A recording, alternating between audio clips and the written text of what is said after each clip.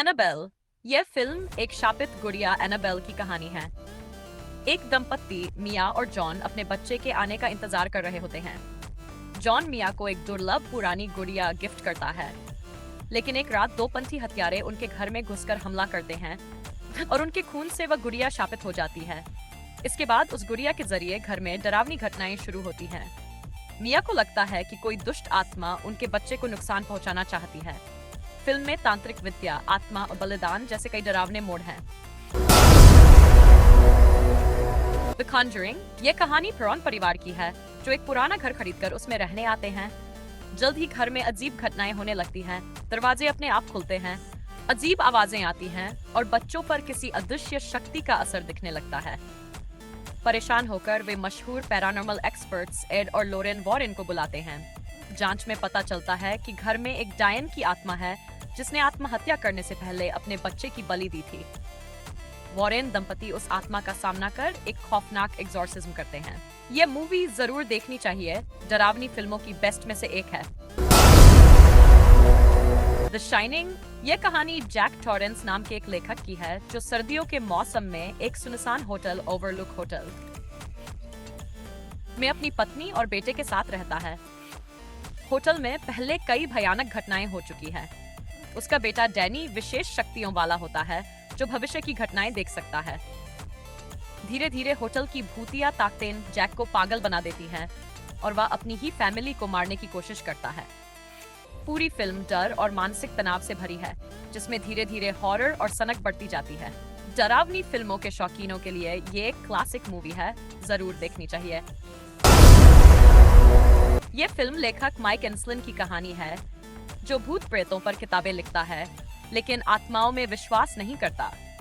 वह न्यूयॉर्क के dolphin hotel के कमरे 408 में रुकता है, जहां कई रहस्यमयी मौतें हो चुकी हैं।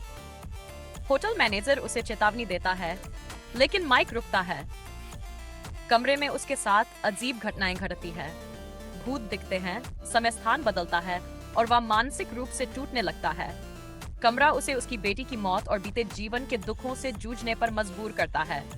अंत में माइक किसी तरह कमरे से निकलता है।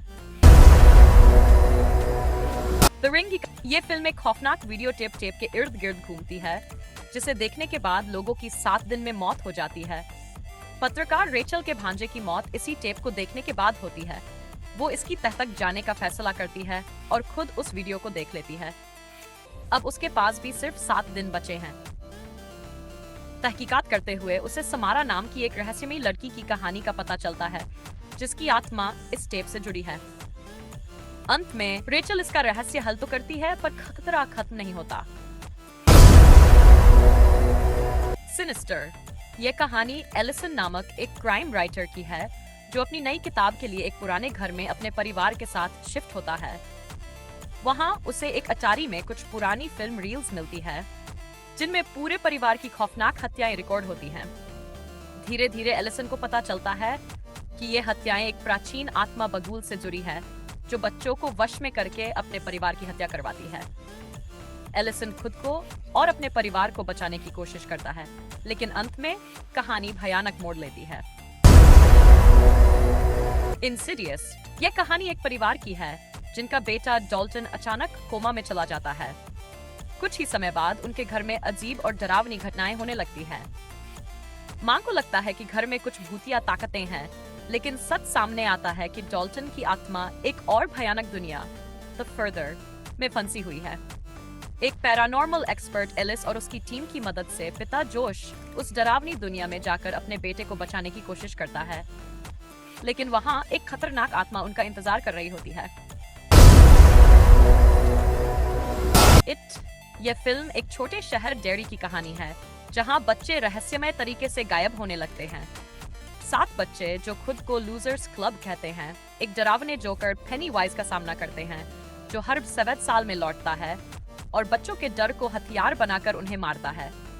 यह जोकर सीवर्ड नाली में रहता है। बच्चे अपने डर पर काबू पाकर उसे हराने की कोशिश करते हैं। फिल्म में दोस्ती, डर और साहस की जबरदस्त टक्कर दिखाई गई है। अंत में बच्चे पेनीवाइज को हराकर शहर को थोड़ी राहत दिलाते हैं। हॉरर पसंद है तो ये फिल्म जरूर देखनी चाहिए। I spit on your grave. ये फिल्म जेनिफर नाम की एक युवा लेखिका की कहानी है जो एकांत में उपन्यास लिखने के लिए एक दूर दराज के कैबिन में जाती है। वहाँ कुछ गांव के लड़के उसे तंग करना शुरू करते हैं और फिर बेरहमी से उसके साथ गैंगरेप करते हैं। वह किसी तरह से बच निकलती है और सबको लगता है कि वह मर गई है, लेकिन जेनिफर जिंदा होती है और एक एक करके उन सभी दरिंदों से बेहद क्रूर और खौफनाक तरीके से बदला लेती है। फिल्म में हिंसा और प्रतिशोध के सीन बहुत तीव्र और डरावने हैं। हेरिडिटरी ये कहानी ग्रैम परिवार की है जिनकी दादी की मौत के बाद अजीब घटनाएं शुरू होती हैं। एनीन को पता चलता है कि उसकी माँ एक गुप्त पंथ से जुड़ी थी जो एक राक्षसी आत्मा फाइमोन को बुलाना चाहता था। एनी की बेटी चार्ली की रहस्यमयी मौत और फिर बेटे पीटर पर बढ़ता हुआ खतरा परिवार को टूटने की कगार पर ले आता है। धीरे धीरे एनी पागलपन की हद तक चली जाती है और अंत में आत्मा पीटर को अपना नया शरीर बना लेती है।